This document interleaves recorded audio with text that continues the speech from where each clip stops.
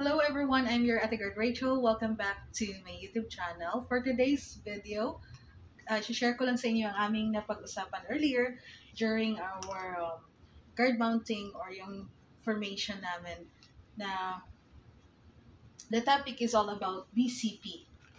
Ano itong BCP? So BCP, baka naririnig nyo na rin to mga buddy. So BCP stands for Business Continuity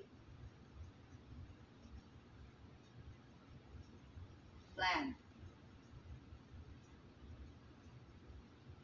So BCP, no?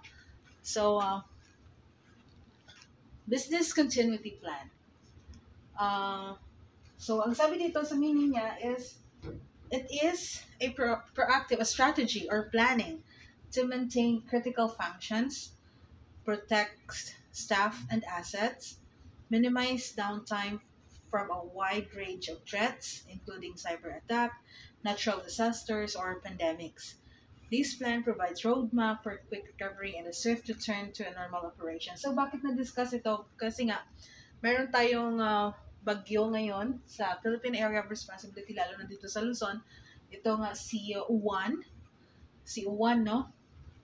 So, signal number 4 yung Luzon, and of course, marami ditong mga companies, mga establishment, mga corporate na mga company, and of course, yung mga BPOs na dapat magpatuloy sa kanilang operation. So, business as usual, no?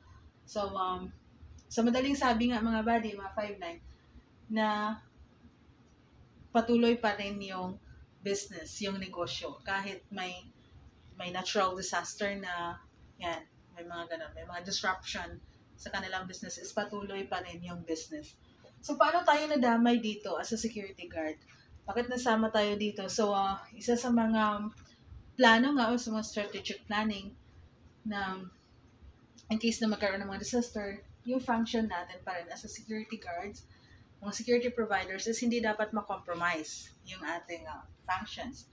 But, earlier, na-establish naman doon na wala silang dapat maging problema when it comes sa security. Kasi tayo, we have this General Order number 5 that we are not allowed to leave our post na without proper relief. So, hindi tayo pwedeng umalis ng pwesto hanggat wala tayong kapalitan. So, medyo na-relieve naman, medyo nawala yung pangamba ng ating client na wala silang magiging problema. So, yung problema na lang sila sa when it comes sa mga agents, sa mga staff, sa mga ganon. Pero at least sa atin, is wala silang magiging problema. So, ang galing lang, no? Ang kailangan lang natin gawin for us bilang mga security guards or mga 5-9 is kailangan lang natin maging alert, maging equipped, and of course maging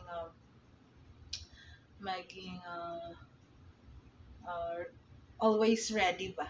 So kailangan natin bago pagpasok natin dapat nga. So ako kanina may dala na talaga akong extra uniform just in case na may biglaan na hindi makapasok ng mga kasama natin. May disruption sa daanan, sa kalsada, may baha, or may biglang natumba na mga puno, yung mga ganon. So, yan. Yung mga personal natin, mga hygiene, yung mga medyas, yung mga ganon, underwears, and all, dapat may dala na po tayo. Well, dapat, kahit walang ang disaster or dapat meron pa rin tayo talagang extra na damit or mga gamit sa ating mga lockers. Diba? So, yun lang mga buddy, mga 5-9. So, I hope natutunan po kayo for today's topic. So, itong ating business continuity plan ng ating BCP, no? So, ayan. So, kung bago ka pa lang pala sa aking YouTube channel, don't forget to subscribe, mag-comment ka na rin para mabalikan kita, ma-replyan kita or what. Then, mag-like na rin. Ayan. So, by the way, mga buddy, mga 5-9, meron pala akong ginagamit ito, yung aking kapihan. Mark Cup. Ayan. Maganda siya. Kung yellow man, ang tagal niya matunaw. Yung pwede rin siya sa mainit na tubig pag pangkape ba. This non-spill din siya, hindi siya maano. Yan. Kagandahan pa, meron din siyang free na kutsara. Ayan o. Pakita ko sa inyo mga buddy.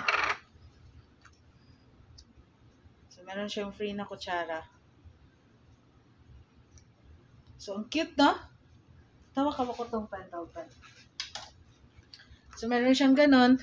Meron siyang free na kutsara. Ayan o. So, markup. Tapos, pagtapos mo siyang gamitin, hindi hugasan mo. Lagay mo siyang ganon. Kalagay siya dito sa pot ng cup. Ang ganda mga buddy. Ayan.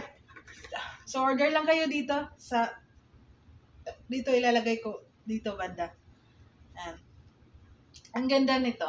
Markup. Ang ganda oh. Ayan. So, yun. I hope may natutunan kayo for today's video mga buddy. Thank you so much. Kung nakarating ka man sa part ng video na to, please, ayun nga, don't forget to like, comment, at mag-subscribe na rin. Thank you for watching!